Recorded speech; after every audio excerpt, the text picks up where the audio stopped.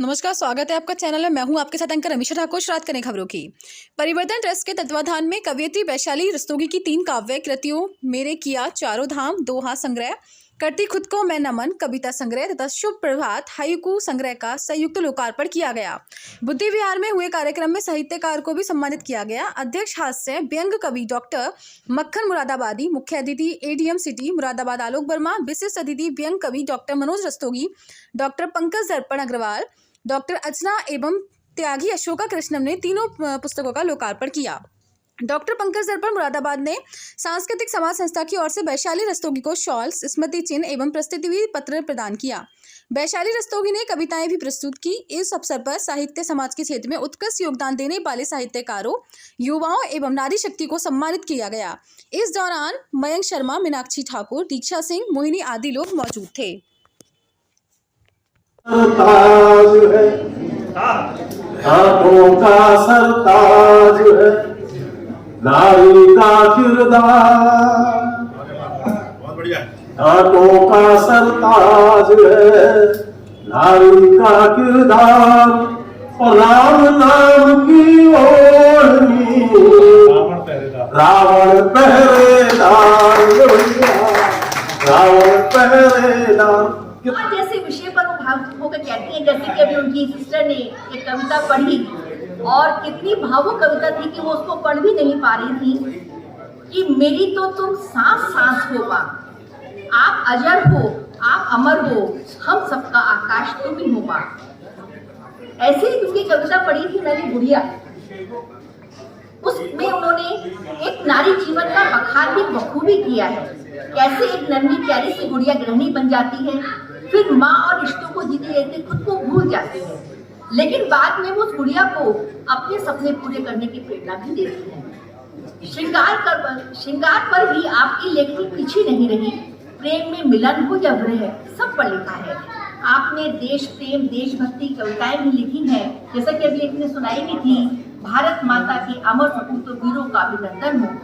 इसी तरह त्योहार हो, रिश्ते हो, खुशी हो, गम हो, सब पर आपने लिखा है। आपकी मुक्त रचनाएं अपने भावों से हृदय को स्पर्श करने में पूरी तरह सक्षम है। इसके अतिरिक्त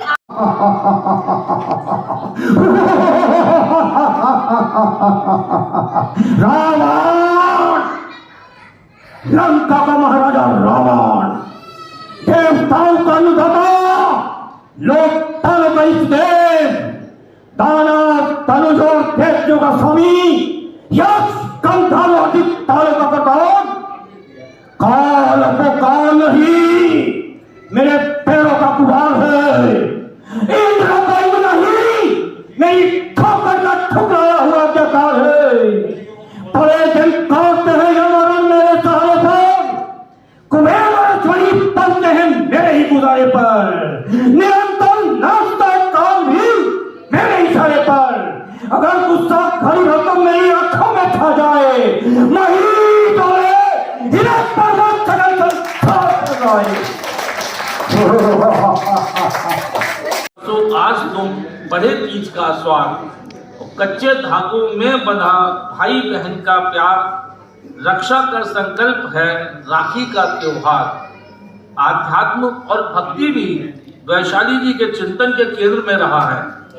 उनका कहना है मित्र कृष्णा, झूठा जग है कृष्णा, तेरी ही तृष्णा।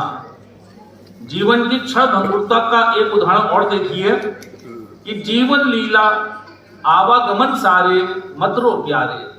जी का और डॉक्टर मनोज रस्तोगी जी, बड़े भाई साहब मेरे प्रिय मित्र पंकज दर्पण जी, प्यारी दीदी अर्चना दीदी और सभागार में उपस्थित सभी मेरे प्रियजन, मेरे मित्र, मेरे संबंधी, मेरे बड़े, आज यहाँ पर मुझे मेरी इस छोटे से काम के लिए इतने दूर से और मुझे आशीर्वाद देने के लिए आए हैं, स्नेह बरसा रहे हैं, मेरे लिए बहुत ही खुशी की बात है। आज पापा मेरे साथ हैं।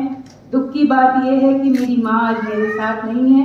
इस प्रोग्राम कार्यक्रम के रूप में मैं अपनी माँ को श्रद्धांजलि दे रही हूँ और उसी के साथ आज इतने वर्ष बाद मेरी बचपन से जिसको मैं तलाश रही थी, मेरी सखी मनीषा आज मेरे इस प्रोग्राम में आई है। ये मेरे लिए बहुत बड़ा दिन है और बाकी सभी आप लोग मुझे जो आशीर्वाद दे रहे हैं, मेरे पास शब्द नहीं है। मैं सोच के क्या आई थी कि मैं क्या बोलूं, लेकिन मैं कुछ और बोल रही हूँ। जो सोचा था मैं वो नहीं बोल पा रही हूँ, क्योंकि इतनी भावनाओं में वाकई में सबने कहा। और यहाँ तक कि मेरे पति ने भी मेरे से कह के भेजा था, वैशाली ज़्यादा भावुक मत होना। लेकिन कोई कैसे ना हो जब अपने सब सामने बैठे हों, जहाँ पर आप पैदा हुए हो, जहाँ पर आप बड़े हो, जिनके साथ आपने अपने दुख सुख बांटे हो। और वही कुछ मेरी कविताओं में, मेरे हाइकू में जो मैंने देखा, महसूस किया, माँ के जाने के बाद, उनके पहले, वो सब कुछ कहीं ना कहीं से निकल के आया। और कुछ कुछ अकेलियाँ भी की हैं साथ में।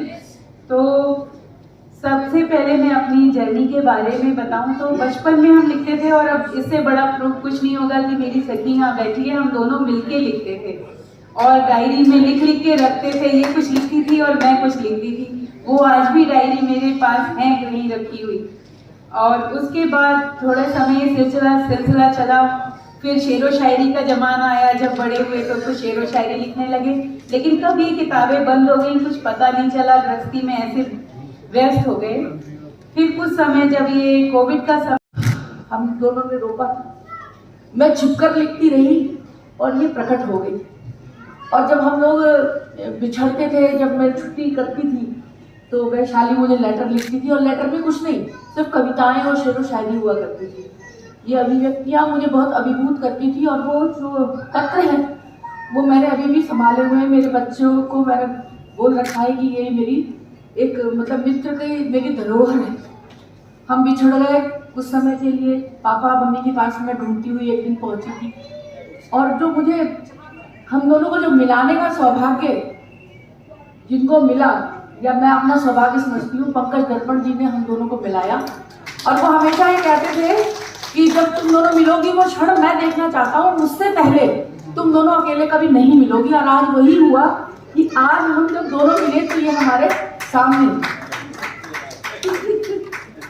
और पंकज दर्पण जी भी मेरे बहुत ही अच्छे मित्र हैं।